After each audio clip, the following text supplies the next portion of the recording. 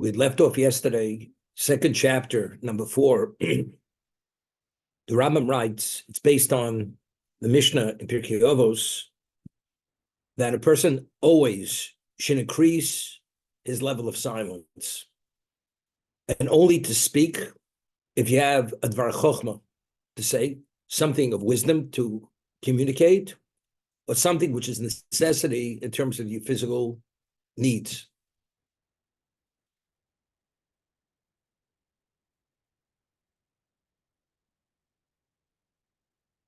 Omrul Rav Talmid Rabbeinu HaKodosh. They say a Rav was the primary student of Judah the Prince, the holy rabbi.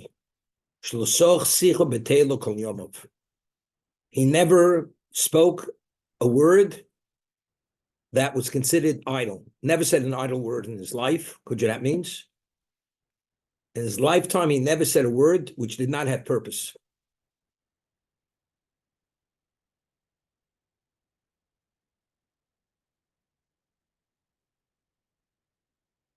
I'll tell you an interesting law. On Shabbos, especially we're speaking now about the building of the Mishkan, all the creative activities that are not permitted on Shabbos derived from the building of the Mishkan. What was needed to build the Mishkan, those creative activities, which were all creative, those are the things you're not permitted on Shabbos. However, there are multiple rabbinical offenses, which on a Torah level, you're permitted to engage in them, but rabbinically, you're not permitted to engage. For instance, there's a term, a classification called muktzah. Muktzah. Muktzah means it's set off. And because it's set off as something which has no relevance to Shabbos, rabbinically, they said you should not engage in it. For instance, a person's not permitted to do a financial transaction on Shabbos. Some money, which is the means, which is the object through which you do the financial transaction, money's off limits. It's set off. But since you're not permitted to transact, transfer ownership from domain to domain on Shabbos, and money represents purchase, therefore, rabbinically, you're not permitted to touch money on Shabbos. Rabbinic law. Under any circumstance, you're not permitted because it has no relevance. What about you have a tool, such as a hammer or a screwdriver, which its primary usage is for building? You shouldn't engage in that either.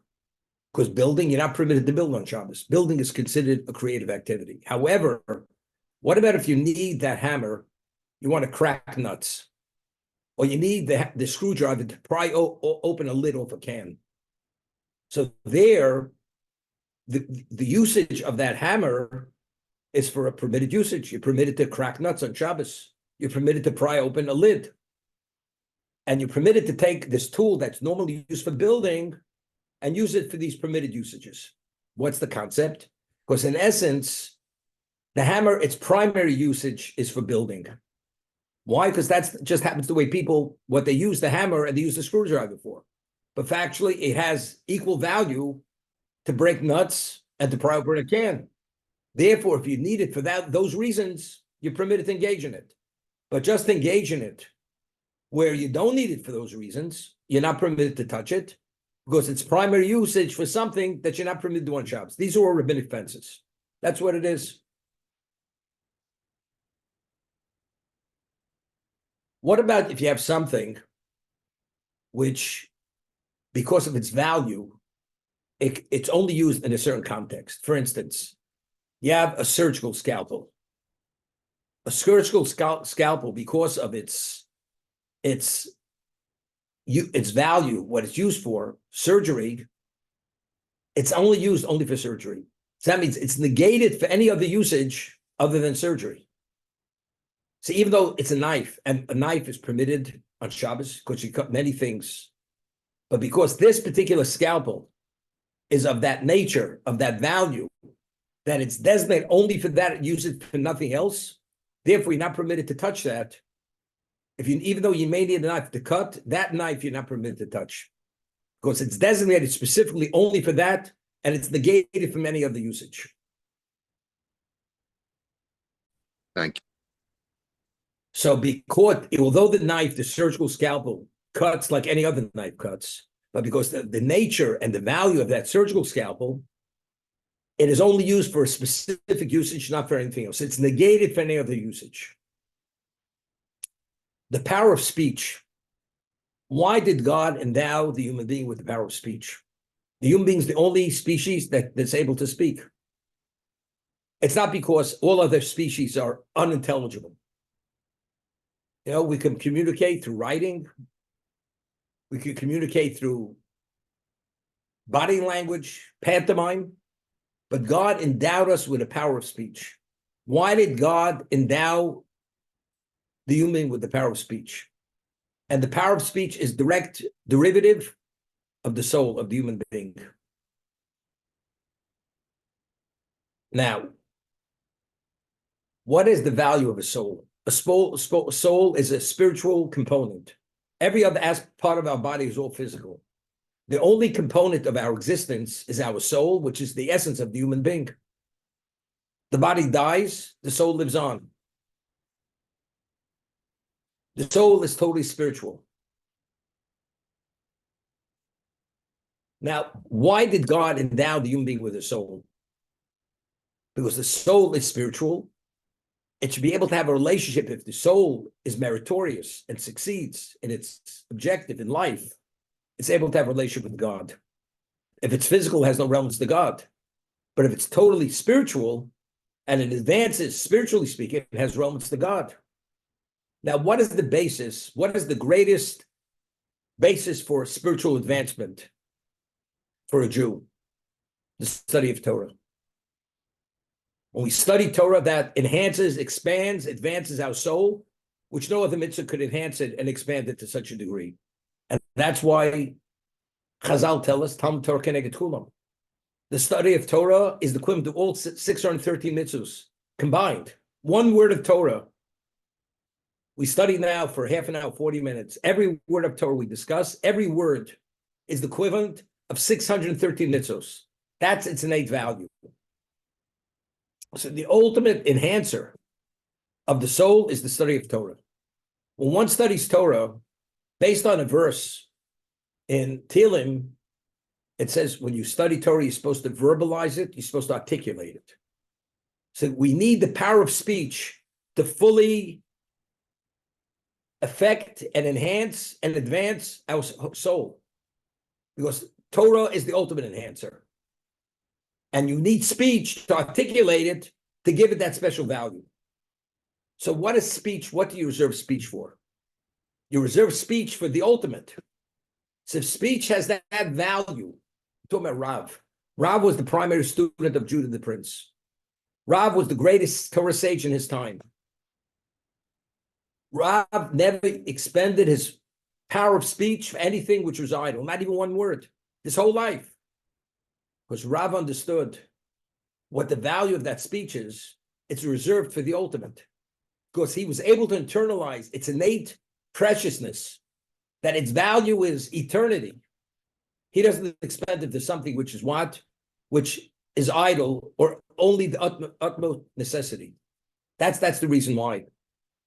So therefore, a person should always assume the posture of silence.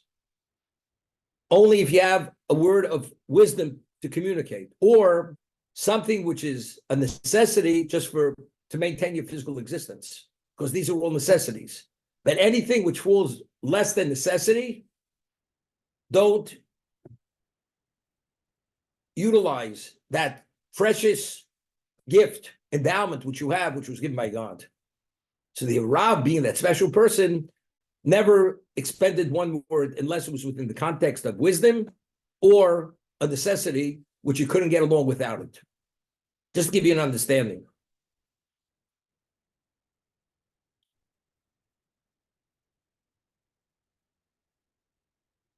Let's say you speak things which are not the ultimate necessities, but they're neutral. I say to you, what's the weather forecast? Right? Now the question is, why are you asking me what is the weather forecast? Because I'm going to go outside. I want to know how to dress. Do I dress warm? Do I dress with a lighter? garment? Do I take an umbrella? So these are questions which have lesser value. But sometimes you say, but what's the forecast in 3 days from now? In 6 days. Is it really relevant now? It's not a relevant question. So why are you asking it? There's nothing wrong with asking it. You say, is it Lashon Hara? I'm not saying anything terribly wrong, but factually, you're utilizing the power of speech, you'll see where I'm going, for something which is not necessity. Once you're not careful to value the power of speech, ultimately, you speak when you don't have to speak. Once you speak when you don't have to speak, ultimately, you're going to say things that you shouldn't say. If you only say things which are necessity, and I don't even speak things which are permitted unless it's a necessity. So how far removed am I from saying something which is inappropriate? I have no relevance to that because I only expend the power of speech for something which is the ultimate necessity, which is either wisdom or a necessity. Anything less than that, I don't expend it. This person does not be concerned he's going to say something inappropriate. But the person who speaks, who shoots the breeze, although there's nothing wrong with shooting the breeze, anything he says, he'll talk about tall tales, whatever they may be. Nothing negative. But once you use that power of speech for other than what we're speaking, it's inevitable you're going to say things you shouldn't say. And really, it's a verse in Koheles, the words of King Solomon, Berov dvarim is chet. When you speak too much, inevitably you're going to say something you shouldn't say. That's just a reality. So that, again, if you appreciate the value of speech, you only utilize it where it's most valuable. I'll give you an example.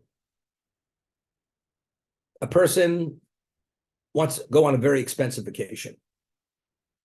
Very expensive. But for that same amount of money, he's able to put down a down payment on a piece of property, and the profit margin is one of a kind. The return on that down payment. Do you use it for the vacation, or do you put it down to have that return? A person who understands the value of that $50,000, he says, you know something? I'll take a less costly vacation that cost me a few $100s, not $50,000. I'm going to put it into that property because he appreciates the value of that $50,000. Another person says, you know something? The opportunity will present itself again. But we have an expression, when iron's hot, strike. The opportunity's here now. I do the deal. I don't know if that deal will present itself again. The vacation, I'll take a less costly vacation. It's the way you understand the value, what the value of money is. Understanding the value of speech, the value of time. What should you invest your life in? That will determine what you get involved in.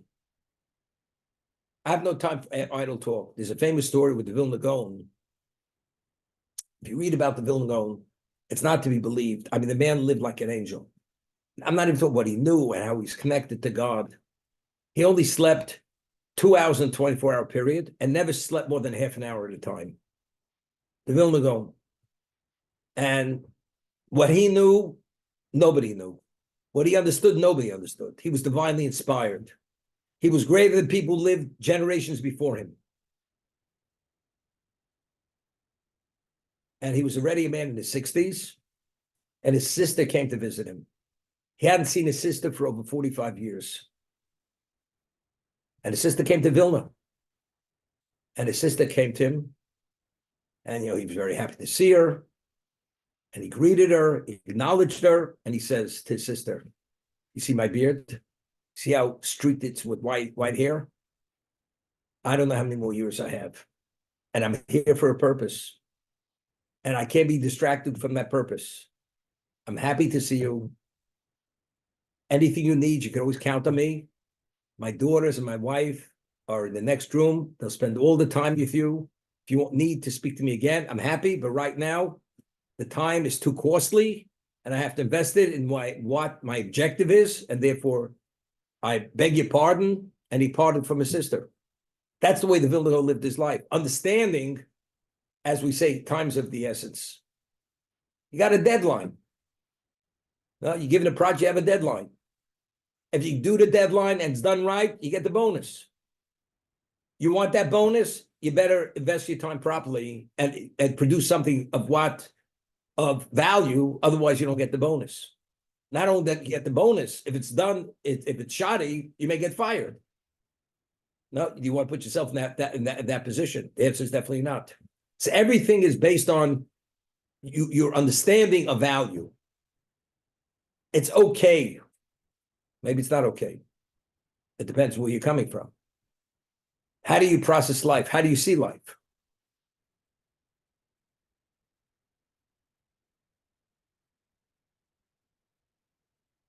So Rav, the student of Rabbi Yehuda Nossi, Judah the Prince, the redactor of the oral law, never expended one word in his life of idle talk. There's a famous story, Rabbi Chanan Wasserman, Zeichat Tzaddik Levrocha, blessed memory. He was in the United States 2 years before World War II broke out. And after the war broke out, he went back to Europe. And he knew very probably he would be killed by the Nazis. But he felt, being a leader of his community, his yeshiva, it was his obligation to be, not to abandon ship, to be with his people. And ultimately he was killed. He was killed in that famous, by the Lithuanians in Kiwanis fort, and he was murdered, and he was machine gunned with all the Jews there, and they were all killed by the Nazis and the Lithuanians.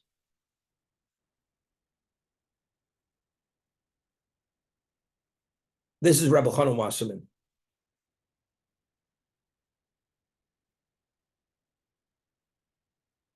And he lived in a small town in Lithuania. It was called Branovich. That was the name of his yeshiva, Branovich. It was like a preparatory yeshiva for the more advanced yeshiva. The students that came to study with him were between the ages of 18 and 21.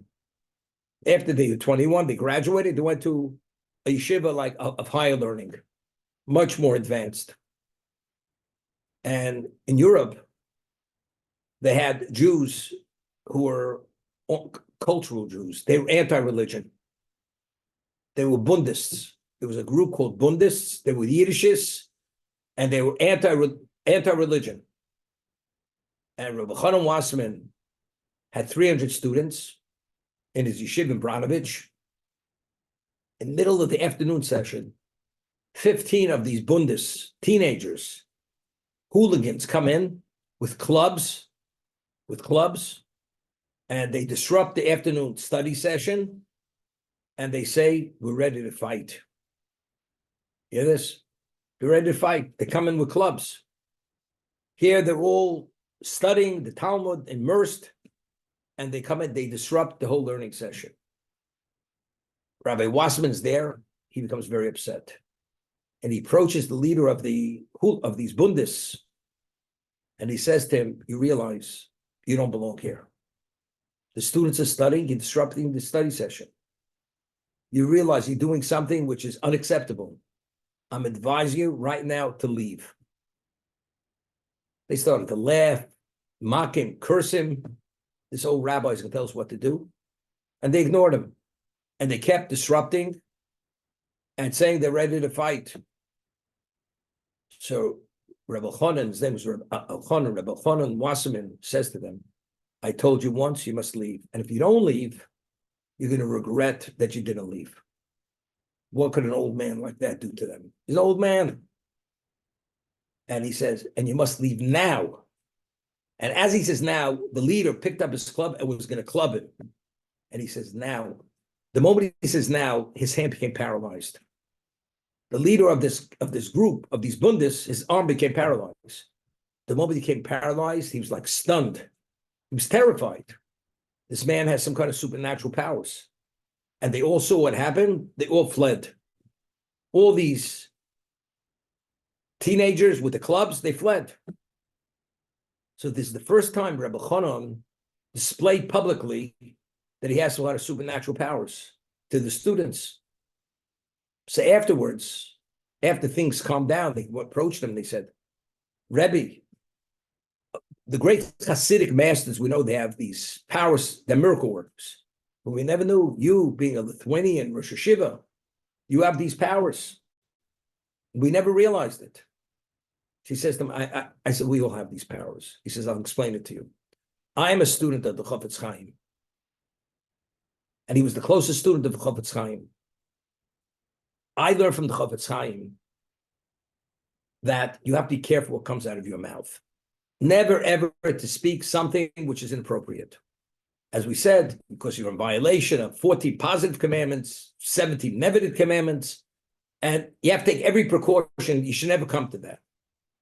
That's the way I live my life. Nothing comes out of my mouth that's not appropriate and not holy. The power of speech is a spiritual power. It emanates from our soul. What happens if you have a knife? It's made of the best quality metal, and it's sharpened, but the person who uses the knife doesn't clean it, and he allows it to become dull and to corrode. Because he doesn't clean it and doesn't sharpen it, over time, it becomes almost non-functional as a knife. We all have the power of speech, but if a person goes and abuses that power of speech by speaking lies, speaking slander, gossip, truths which are not productive, but destructive, that kind of information, what do?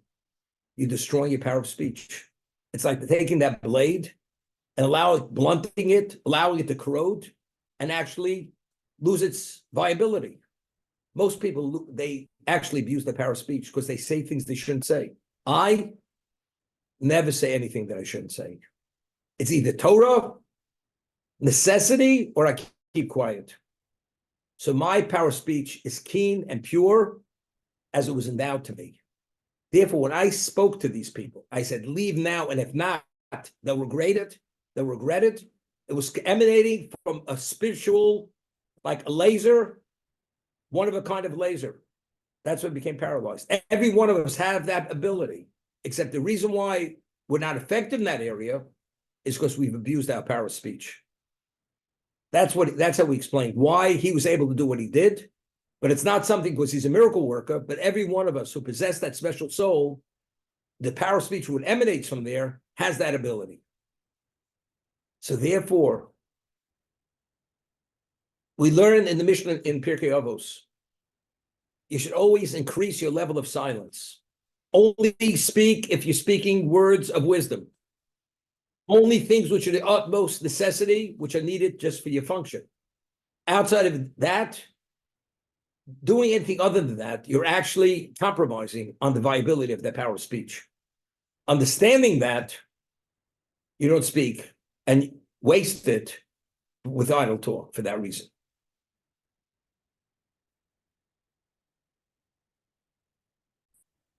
So there's a certain classification of people in the armed forces. They're called SEALs, Navy SEALs.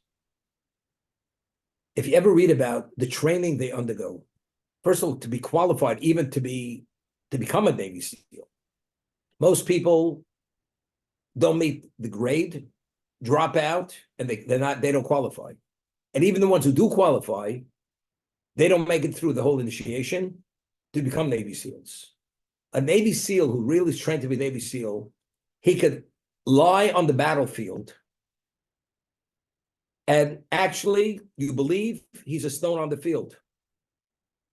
There's no movement. He could stay there for days. He has such control over himself that the enemy could walk right over him, step on him, doesn't move. He's like an inanimate object. He looks like part of the landscape. This is the control they have over themselves.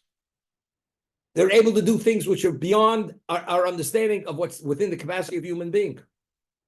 But that's due to their training, to their commitment, and their conditioning. That's what it's all about. Everything is conditioning. If the Torah gives us an obligation, a responsibility to maintain our power of speech and not to say certain things, evidently, it's within the capacity of every Jew to be that Jewish SEAL. Not a Navy SEAL, but a Jewish SEAL. I'm not sure what SEAL stands for, SEAL. Not sure. Must be an acronym for something. But the same thing, every Jew has that capacity. It's not easy. Nobody said anything's easy. Life is life of hard knocks. The best education is hard knocks. You got to go through the thick and thin of life. And only after you've learned what is and what's not, do you realize what it pays to invest in and even make sacrifices for certain things because of their value. But that's called growing up. That's called maturity. That's being in touch with reality of what our existence is all about. There's an expression we used to say, some people never grow up. You can have an 80-year-old fool.